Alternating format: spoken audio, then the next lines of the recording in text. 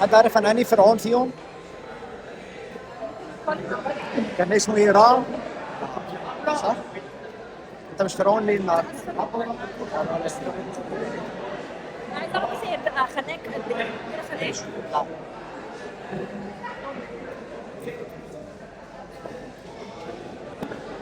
بس هما الفراعنه كانوا لهم ابيض ولا انتوا هترشوني؟ مش هترشني؟ هفضل ابيض، هنزل ابيض يعني؟ ده فرعون، ده اسمر اهو، يعني ده فرعون صح؟ صح؟ انا حاسس ان انت فرعون. انا فرعون ازاي؟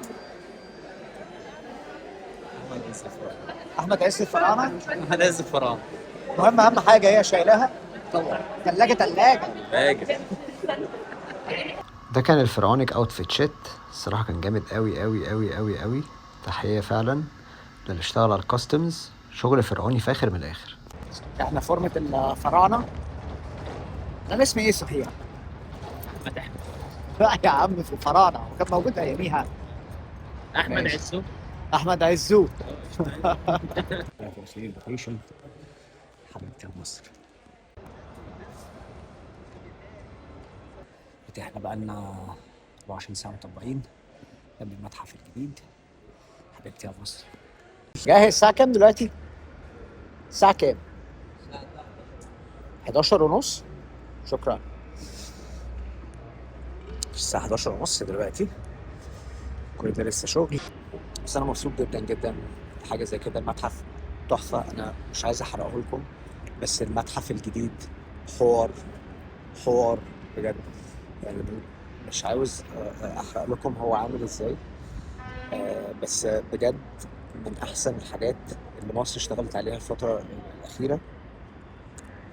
كبير جدا، في حاجات كتير جدا، في مومياوات كتيرة جدا، في هولوجرامز، وفي خلاص بقى مش هنحرق. بس بجد برافو، عايش. بس اصلا البيلدنج يعني البنيان نفسه والاركتكتشر ده، غير بقى طبعا مناطق اف ام بي وحاجات زي كده.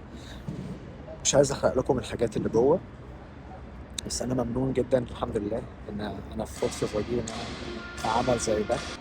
بفكر دايما بطريقه ايجابيه. مالكش دعوه باي حاجه بتحصل حواليك، اعزل نفسك من اي حاجه. طول ما انت حاطط حاجه في دماغك هتلاقي ربنا بيعوضك بيها فوق ما انت تتخيل.